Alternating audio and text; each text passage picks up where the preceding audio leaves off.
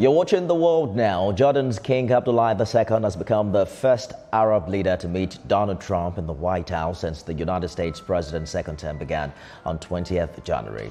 Tuesday's sit-down with Trump, however, put Abdullah in a delicate situation.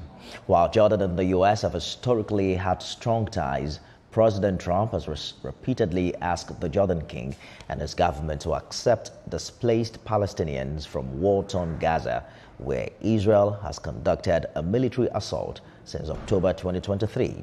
Speaking alongside the Arab country's ruler in the White House, President Trump signaled the world would not budge, or rather that he wouldn't budge on his idea that involves moving the Gaza Strip's shell-shocked residents and transforming the war-ravaged territory into what he billed a Riviera of the Middle East. We have more in this report. Accusing Israel of breaching the Gaza ceasefire agreement Monday, Hamas said it would delay the release of Israeli hostages until further notice. Israel described the plan as a complete violation of the ceasefire deal, which began last month, and says its military is preparing at the highest level of alert for any possible scenario in Gaza. This position, no doubt, has shifted the ceasefire deal into a state of fragility. As far as I'm concerned, if all of the hostages aren't returned by Saturday at 12 o'clock, I think it's an appropriate time. I would say cancel it and all bets are off and let hell break out. Hundreds of Palestinian prisoners have been freed by Israel so far, but 17 Israeli hostages are still due to be released in the first phase of the ceasefire, 8 of whom Israel says are dead. The United Nations Secretary General Antonio Guterres says the resumption of hostilities in Gaza must be avoided at all costs to avert immense tragedy. He has appealed in a post on X to Hamas to proceed with the planned liberation of hostages. He also warns that both sides must fully abide with the ceasefire deal and resume negotiations. Meanwhile, protesters seeking the release of hostages from Gaza are gathering in Israel, following a demonstration in Tel Aviv last night. The protesters blocked a major highway into Jerusalem this morning. Let's bring in journalist Francis Hughes, who joins me live from Belfast in Northern Ireland. Thanks for joining us on The World Now. King Abdullah is insisting on what he calls the United Arab position, which is against the displacement of Palestinians in Gaza and the West Bank. What are the chances President Trump's proposal will see the light of the day?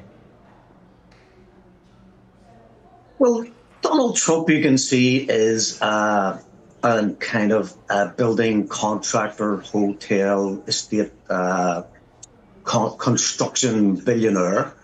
He wants to turn Gaza into what I would imagine be like a Las Vegas on the Mediterranean. He does want to displace the people, and he's going to try his best. He's going to put pressure on King Abdullah in Jordan. He's going to put pressure on Sisi in Egypt, and he's going to try and squeeze more money out of Saudi Arabia and Qatar for the rebuilding process. He's already said there'll be basically no American money and investment going into the rebuilding. He expects the other regimes within West Asia to come forward with the monies to rebuild the construction.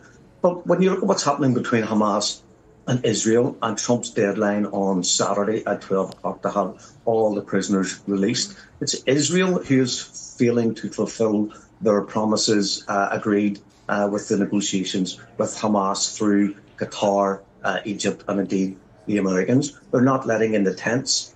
They're not letting in the housing units. They are still withholding food, water, medicine, and fuel. So Israel is creating this problem. Donald Trump sees the resolution as part of the greater Israeli project, which is to have Israel eventually kind of conquer, control, and occupy all of historic Palestine. But the greater Israel plan also includes parts of Egypt and the Sinai, all of Jordan, parts of Lebanon, and also parts of Saudi Arabia. So all the people that he is in contact with all have a vested interest in keeping the Palestinians on their land. But what politicians say in public for the consumption of their own national interests and their own national citizens may not be what's happening in the background.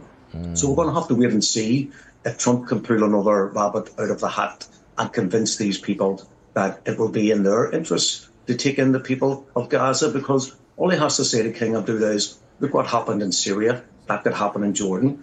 All he has to say to General Sisi, who through the coup in Egypt removed one of the few democratically elected leaders in the last several decades, Morsi, from public office. That was a CIA-sponsored, Israeli-encouraged coup. They can just simply say to Sisi, we can do the same to you that you did to Morsi, you'll be out, and whoever comes in after you will accept whatever the Americans want. So it's all up in the air, but Donald Trump is determined in the short term to try and make his plans come to fruition. I'm wondering what you think. So the U.S. president, for instance, during that meeting on Tuesday, did say that he expects progress towards his plan.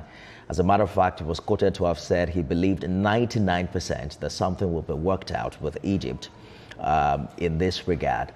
But beyond the geopolitics, how feasible is this plan? You're hearing the U.S. president say if Hamas doesn't release some hostages, the hostilities can resume as early as this Saturday. Yes, I think that's their public and their private position.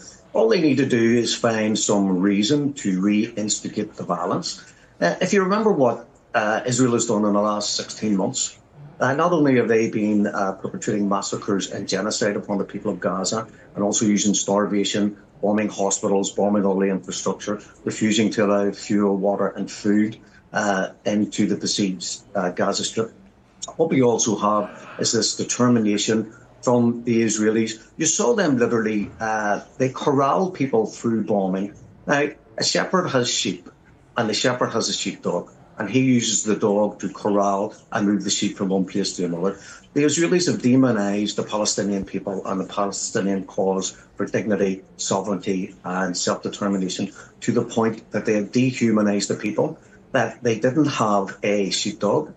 What they had were F-16s and F-35s, and they bombed the people, and they used tanks and artillery, and they moved the people from one so-called safe haven to another. So what potentially will happen is Hamas and the resistance are not going to suddenly say, well, just because Donald Trump says it's time for us to evacuate, we're going to leave.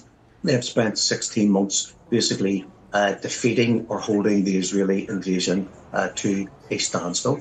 The only way they're going to get people out of Israel is a body count. That would be my impression of the way forward. They must decide how many people they are willing to kill in order to force the civilian population to leave Gaza. The Israelis I hear you calling Mr. Hughes. We're running out of time now, but I just want to get some clarity. You don't think Trump's relocation plan is going to bring sustainable peace to that region?